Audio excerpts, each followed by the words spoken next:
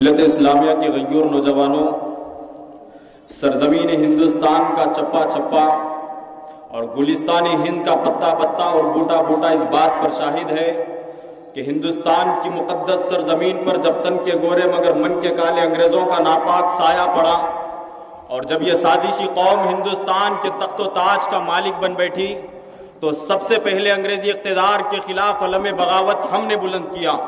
راستے کی قربت و دوری سے بے فکر، راہوں کے خطرات سے بے فکر ہو کر ملک کی آزادی کی تلاش میں ہم نے پھانسی کے پھندوں کو چوم کر منزل کا نشان پوچھا تو کبھی ملک کی آزادی کے لیے ہم نے اپنے جسموں کو لہو لہان کروایا، آگ کے انگاروں میں جانا پسند کیا۔ ہم نے اس ملک کی آزادی کے خاطر برسر عدالت نغمے آزادی سنائی تو مالٹا کے کوٹریوں کو ہم نے اپنا وطن بنایا۔ دوستو، اس طرح صدیوں کے غلامی کے بعد ہماری قربانیوں کی بدولت ہمارا ملک ہندوستان انگریزی اقتدار سے آزاد ہوا اور ہم نے بہت سوچ سمجھ کر جمہوریت کا راستہ اختیار کیا کہ مختلف مذاہب و ادیان اور نظریات و عقائد کے کروڑوں ہندوستانی آزادی کی حقیقی دولت سے سرفراز ہو سکے۔ لیکن دوستو، آزادی کے بعد یوں ملے وطن کے لوگ ہم سے آزادی کے بعد جیسے بے حس باپ کوئی دوسری شادی کے بعد۔ ملت اسلامیہ کے غیور نوجوانوں، آپ تاریخ کو اٹھائیے اور مطالعہ کیجئے کہ آزادی کے بعد مسلمانوں کے ساتھ کس طرح کا رویہ اختیار کیا گیا، ظلم و استبداد کے کیسے کیسے ہتھیار استعمال کیے گئے۔ کبھی گورکشک کے نام پر اخلاق کا قتل کیا جاتا ہے تو کبھی مظفر نگر میں ہمارے ماں اور بہنوں کی عصمت سے کھیلا جاتا ہے تو کبھی گجرات کے اندر ہمارے چھوٹے چھوٹے معصوم بچوں کو گاجر اور مولی کی طرح کاٹ کر پھینک دیا جاتا ہے، ہمارے مساجد کو مسمار کیا جاتا ہے، مکاتب پر شک کی نظر ڈالی جاتی ہے اور حد تو یہ ہو چکی ہے کہ آج شریعت میں مداخلت کی جا رہی ہے۔ کبھی اذان کے خلاف پابندی تو کبھی طلاق ثلاثہ پر آوازیں اٹھائی جا رہی ہے۔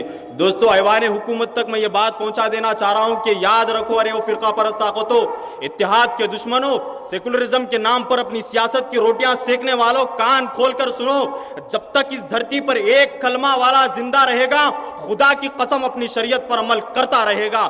ہم کل بھی عمل کرتے تھے، آج بھی کرتے ہیں اور روز قیامت تک کرتے رہیں گے۔ کوئی ماں کا لال پیدا نہیں ہوا جو ہم کو اپنی شریعت پر عمل کرنے سے روک سکے۔ یاد رکھو، ہم کل بھی اپنی شریعت کے لیے، اپنی آزادی کے لیے سولی پر چڑھتے تھے، آج بھی چڑھ سکتے ہیں اور توپوں اور ٹینکوں کا مقابلہ آج بھی کر سکتے ہیں، بارودی شعلوں سے جھلس سکتے ہیں۔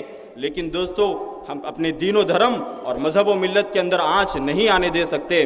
مظلوم سہی مجبور نہیں ہیں ہم، مظلوم سہی مجبور نہیں ہیں ہم۔ اگر شریعت پہ آنچ آئی تو بابا ہم بھی ضد پہ آ جائیں گے۔ وقت کے غیور نوجوانوں،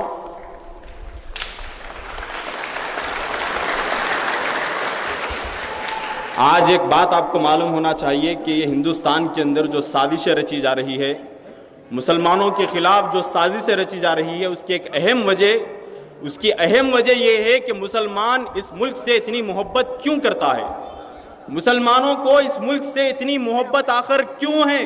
ہم کیوں نہ ملک سے محبت کریں، جیتے جی بھی محبت کرتے ہو اور مرتے دم تک محبت کرتے رہیں گے انشاءاللہ۔ اور محبت کی سرٹیفکیٹ کے لیے کسی کھڑے ہو کر پیشاب کرنے والے سے لینے کی ہمیں ضرورت نہیں۔ ملک سے محبت کا طریقہ ہمیں اللہ کے رسول نے سکھایا ہے، ملک سے محبت کا سلیقہ ہمیں قرآن نے سکھایا ہے، ناولوں سے ہمیں سیکھنے کی ضرورت نہیں۔ عزیزان گرامی، آج ہمارے ملک میں کیا ہو رہا ہے؟ ہر طرف سازشیں، ہر طرف سازشیں۔ میں یہ بات صاف طور پہ کہنا چاہ رہا ہوں کہ ایسے جو فرقہ پرست طاقتیں ہیں یقیناً وہ آٹے میں نمک کی طرح ہیں، لیکن ان کی وجہ سے ہندوستان کا ماحول بگڑ رہا ہے۔ ہم تمام ہندو، مسلم، سکھ، عیسائی بھائیوں کو چاہیے کہ ایسے آستین کے سانپوں کو، ایسے زہریلے سانپوں کو کچل ڈالے اور اپنے ملک کی بقا کی فکر کرے۔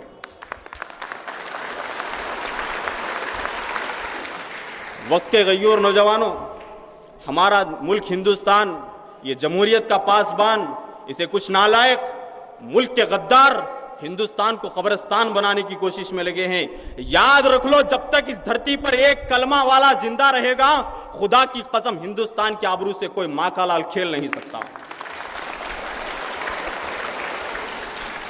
اور کشمیر سے لے کے کنیا کماری تک، منی پور سے لے کے راجستھان تک، ہندوستان کے چپے چپے کو جب بھی ضرورت پڑی تو ہمارے لال آگے بڑھے، کبھی میر عبد الحمید کی شکل میں، کبھی خان عبد الغفار کی شکل میں، کبھی بھگت سنگھ کی شکل میں۔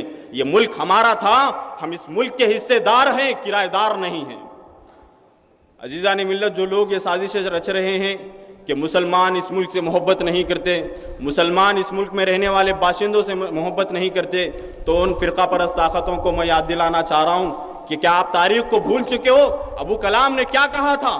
ابو کلام نے 1923 کے ایک جلسے سے مخاطب کرتے ہوئے فرمایا کہ اگر کوئی بڑا بھی اگر شخص آ کر مجھ سے یہ کہنے لگے کہ اے ابو کلام، ہندوستان کو آزادی کل مل جائے گی، شرط یہ ہے کہ تم ہندو مسلم یکتا پریم محبت کی باتیں کرنا چھوڑ دو، تو ابو کلام نے کہا کہ میں ایسی آزادی کو لات مارتا ہوں، مجھے ایسی آزادی کی ضرورت نہیں، مجھے تو ہندوستان کے اندر ہندو مسلم کی محبت، پریم اور اتحاد چاہیے۔ یہ پیغام ہم نے دیا ہے ملک کو، لیکن آج یہ فرقہ پرست طاقتیں ہم کو بدنام کرنے میں لگے ہیں۔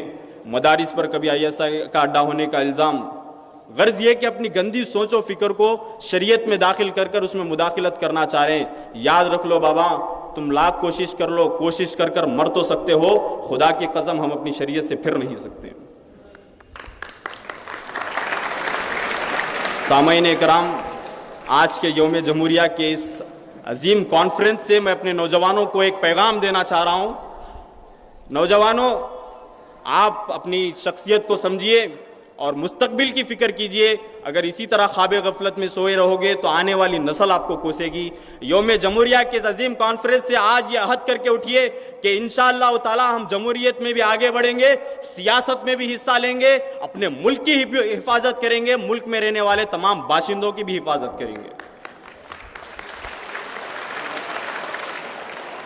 موجودہ ہندوستان کے یہ حالات ہماری احساس مذہبی، دینی حمیت اور عقیدے توحید کو یہ چیلنج کر رہے ہیں کہ اگر تمہیں عزت کی زندگی گزارنی ہے، اگر تمہیں اپنے ماں اور بہنوں کی عفت کا پاس و لحاظ اگر رکھنا ہے، اگر تمہیں اپنے مساجد کی محبت ہے، مکاتب سے اگر پیار ہے، تو آؤ قومیت اور وطنیت کے اور بغض و عداوت کی زنجیروں کو توڑ کر آگے نکلو اور ملک کی بقا کے لیے جد و جہد کرو۔ انشاءاللہ تعالی اگر آپ آگے بڑھیں گے تو یقیناً یہ ظالم طاقتیں پیچھے ہٹیں گے۔ شرط یہ ہے کہ ہم آگے بڑھیں اور ملک کی بقا کے لیے، ملک میں رہنے والے ہمارے تمام باشندوں کی حفاظت کے لیے جد و جہد کریں۔